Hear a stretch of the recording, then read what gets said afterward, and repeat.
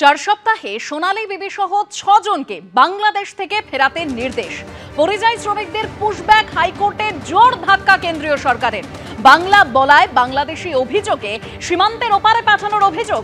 4 সপ্তাহের মধ্যে বীরভূমের 2 বাঙালি পরিবারের 6 জনকে ফেরানোর নির্দেশ দিয়েছে আদালত। বাংলাদেশ থেকে বীরভূমের 6 জনকে ফিরিয়ে আনতে হবে পশ্চিমবঙ্গে। নির্দেশ বিচারপতি তপব্রত চক্রবর্তী ও ঋতব্রত কুমার মিত্র ডিভিশন বেঞ্চের। বাংলাদেশে তকমা দিয়ে বাংলাদেশে পাঠানোর সিদ্ধান্তেরও সমালোচনা করেছে হাইকোর্ট। হাইকোর্টের থাপ্পড় খেয়ে এবার ক্ষমা চাওয়া উচিত কেন্দ্রের, বলেছেন অভিষেক বন্দ্যোপাধ্যায়। 4 সপ্তাহে সোনালী বিবি সহ 6 জনকে বাংলাদেশ থেকে ফেরাতে নির্দেশ দিল এবার হাইকোর্ট। পরিযায়ী শ্রমিকদের পুশব্যাক করা হচ্ছে। হাইকোর্টে জোর ধাক্কা কেন্দ্রীয় সরকারের। বাংলা বলায় বাংলাদেশি অভিযোগে সীমান্তের ওপারে পাঠানোর অভিযোগ। 4 সপ্তাহের মধ্যে বীরভূমের 2 বাঙালি পরিবারের 6 জনকে ফেরানোর নির্দেশ দিয়েছে আদালত।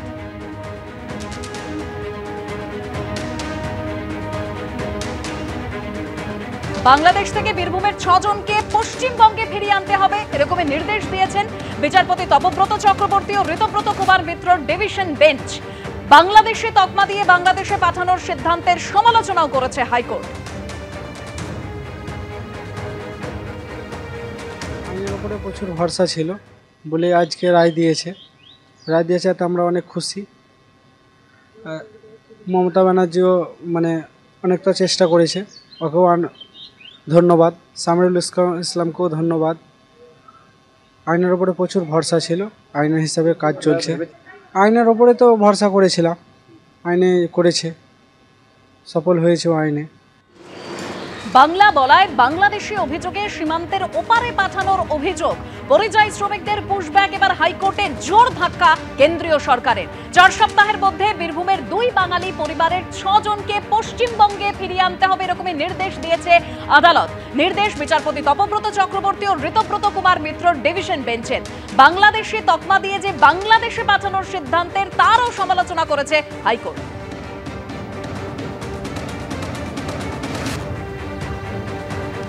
সুইটি বিবির আত্মীয়ের বক্তব্য আপনাদের সামনে তুলে ধরলাম, আর এবার আপনাদের সামনে তুলে ধরবো কুণাল ঘোষ এ নিয়ে কি বলছেন, শুনুন। বাংলা বলা নাকি অপরাধ, বাংলা নাকি ভাষা নয়।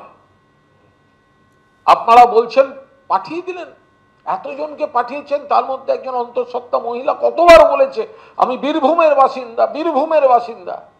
তাকে পাঠিয়ে দিলেন আপনারা ওখানে। কোর্টের রায়তে আজ প্রমাণিত বিজেপির এই ভয়ঙ্কর পৈশাচিক নীতি বাংলা এবং বাঙালির বিরুদ্ধে। কেন্দ্রীয় সরকার ক্ষমা চাক, অমিত শাহ ক্ষমা চান, দুঃখ প্রকাশ করুন। এখানে পুজো উদ্বোধনে মায়ের সামনে হাত জোর করে 100 বার দাঁড়াবেন, মূর্তির সামনে 100 বার দাঁড়াবেন, মায়ের সামনে 100 বার দাঁড়াবেন, প্রতিমার সামনে 100 বার দাঁড়াবেন। ওই একইভাবে সোনালী খাতুনের সামনে দাঁড়াতে হবে, কারণ অন্তঃসত্ত্বা বাংলাভাষী মাকে আপনারা বাংলাদেশি বলে এক্সপোর্ট করে দিয়েছেন ওদিকে। 4 সপ্তাহে সোনালী বিবি সহ 6 জনকে বাংলাদেশ থেকে ফেরাতে নির্দেশ দিয়েছে এবার আদালত। আর এ নিয়ে সুকান্ত মজুমদার কি বলছেন, শুনুন। কোর্টের রায় সেই অনুসারে চলবে। এবার বাদবাকি তো হোম মিনিস্ট্রি তো ঠিক করবে তারা উচ্চ আদালতে যাবেন কি যাবেন না সেই বিষয়ে। ভারতবর্ষের নাগরিক যদি হয় তিনি ভারতবর্ষেই থাকবেন, ভারতবর্ষের নাগরিক না হলে তো তাকে বাইরে যেতেই হবে। কি বলেছে সেটা আগামী দিনে হোম মিনিস্ট্রি বিচার করে দেখবে জাজমেন্টে কি আছে, এবং হোম মিনিস্ট্রি তারপর ঠিক করবে তারা উচ্চ আদালতে যাবেন কিনা, উচ্চ ডিভিশন বেঞ্চে যাবেন কিনা। কলকাতা হাইকোর্টের অনেক রায়ই তো উপরে গিয়ে খারিজ হয়ে যায়। তো আমার মনে হয় too early to comment on this.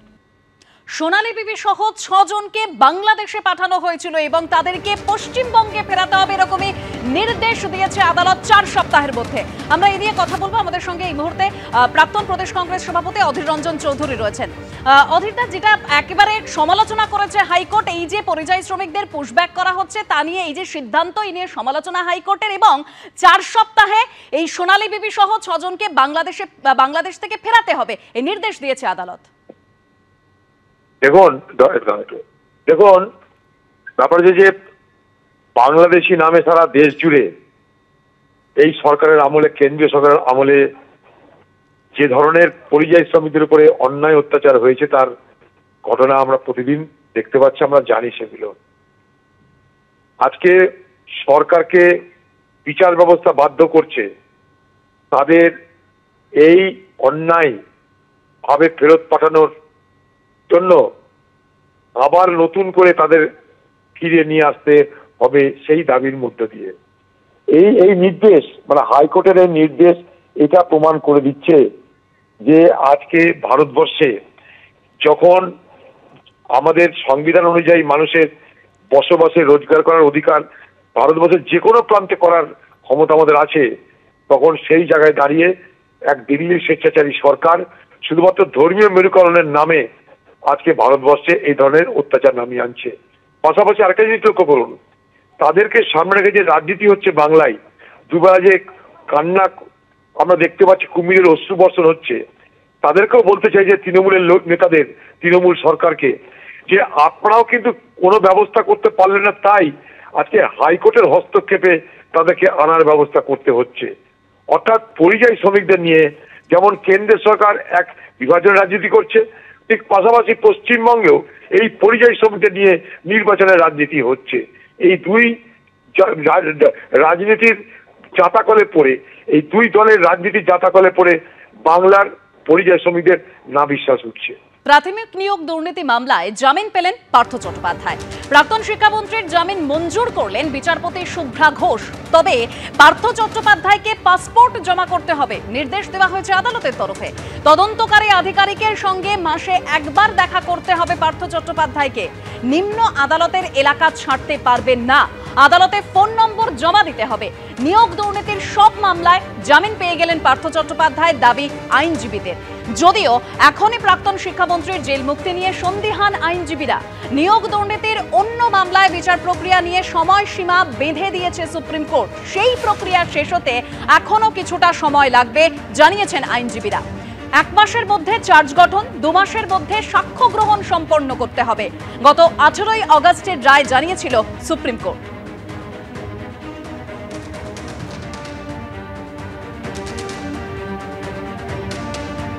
কেন গ্রেপ্তার করা হয়েছিল পার্থ চট্টোপাধ্যায়কে? 2022-এর 23শে জুলাই গ্রেপ্তার হন ইডির হাতে পার্থ চট্টোপাধ্যায়। শিক্ষক নিয়োগ দুর্নীতি মামলায় টানা প্রায় 19 ঘন্টা জিজ্ঞাসাবাদ করা হয়েছিল তাকে এবং তারপর গ্রেপ্তার করা হয়েছিল। প্রাক্তন শিক্ষামন্ত্রীর বান্ধবী অর্পিতা মুখোপাধ্যায়ের ফ্ল্যাট থেকে উদ্ধার করা হয়েছিল নগদ প্রায় 50 কোটি টাকা। অর্পিতা মুখোপাধ্যায়ের ফ্ল্যাট থেকে বহুমূল্য গয়না উদ্ধার করা হয়েছিল। 2024 সালের 1 অক্টোবর প্রাথমিক নিয়োগ দুর্নীতি মামলায় তাকে শোন অ্যারেস্ট দেখায় সিবিআই। সম্প্রতি এসএসসির গ্রুপ সি নিয়োগ দুর্নীতি কাণ্ডে সিবিআই মামলায় পার্থ চট্টোপাধ্যায়কে জামিন দেয় সুপ্রিম কোর্ট। চলতি মাসের 3 তারিখ এসএসসির আরও 2টি মামলাতেও জামিন পেয়ে যান প্রাক্তন শিক্ষামন্ত্রী। পূর্বসূরিকে নিয়ে কোনো মন্তব্য করব না, উনি সুস্থ থাকুন, পার্থ চট্টোপাধ্যায়কে নিয়ে ইঙ্গিতপূর্ণ মন্তব্য করলেন শিক্ষামন্ত্রী ব্রাত্য বসু। পার্থ চট্টোপাধ্যায় প্রায় সমস্ত মামলাতেই জামিন পেয়ে গেল, সিবিআই মামলাতে, কিন্তু এখনই জেল মুক্তি হচ্ছে না, মানে এইটা নিয়ে আপনারা কি বলবেন? এটা নিয়ে আমার দেখুন, আমার প্রিডিসিশন নিয়ে বা তার মামলা বা জামিন ইত্যাদি নিয়ে আমি কোনো মন্তব্য করব না। হ্যাঁ, আমি তার মানে নিরোগ তিনি থাকুন, সুস্থ থাকুন, আমি এইটুকু বলবো।